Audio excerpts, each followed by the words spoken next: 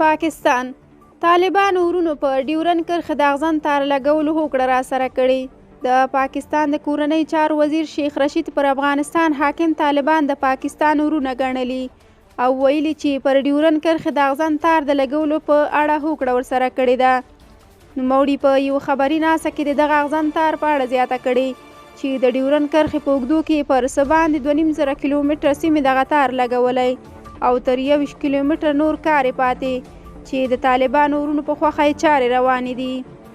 پاکستاني وزیر دا څرګندونې په داسې مهال کړي چې طالبانو د دې اغزن تار د لګولو ظاهري مخالفت کړی دی.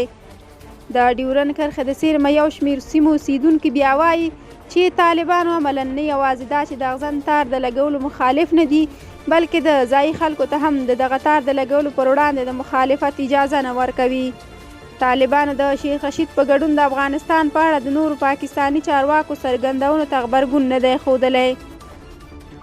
د پاکستان صدر اعظم عمران خان پرون ویلي چې افغانستان ته به په مختلفو برخو کې خپل متخصصین واستوي څو له طالبانو سره د حکومتي چارو په مخته وړلو کې مرسته وکړي.